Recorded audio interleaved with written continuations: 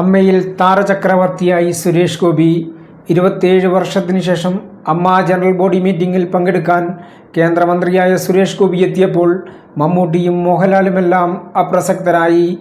എല്ലാവരും സുരേഷ് ഗോപിയെ പൊതിഞ്ഞു. താരത്തെ സ്വീകരിക്കുന്നതിനും സംസാരിക്കുന്നതിനുമായി താരങ്ങളുടെ വൻ തിക്കും തിരക്കുമായിരുന്നു.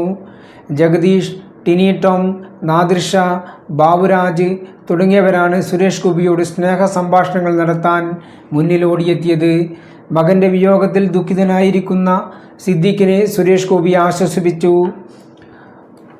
ഒരു സ്റ്റേജ് ഷോയുമായി ബന്ധപ്പെട്ട തർക്കത്തിനെ തുടർന്ന് 1997 സുരേഷ് ഗോപി അമ്മയിൽ നിന്നും അകന്നത്.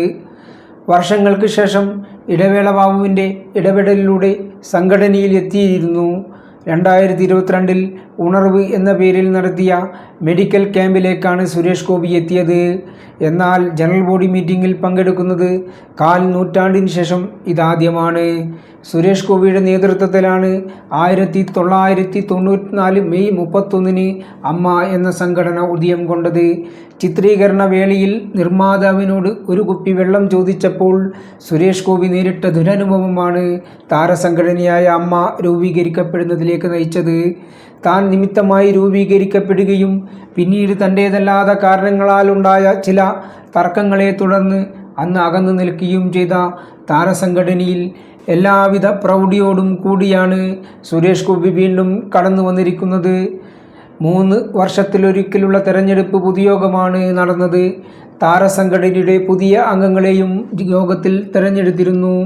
അമ്മയുടെ ജനറൽ സെക്രട്ടറിയായി നടൻ സിദ്ദീഖിനെ തെരഞ്ഞെടുക്കപ്പെട്ടു. ഇടവേള ബാബുവിൻ്റെ പിൻഗാമിയായിട്ടാണ് താരം എത്തുന്നത്. ജഗദീഷും ജയം ചേർത്തലയും വൈസ് പ്രസിഡന്റ് സ്ഥാനത്തേക്ക് തിരഞ്ഞെടുക്കപ്പെട്ടു. News desk, Kannur mirror. ഏറ്റവും കുറഞ്ഞ ഫീസിൽ മികച്ച പ്ലേസ്മെന്റ് റെക്കോർഡോടുകൂടി കണ്ണൂരിലെ number 1 aviation college Airwin academy.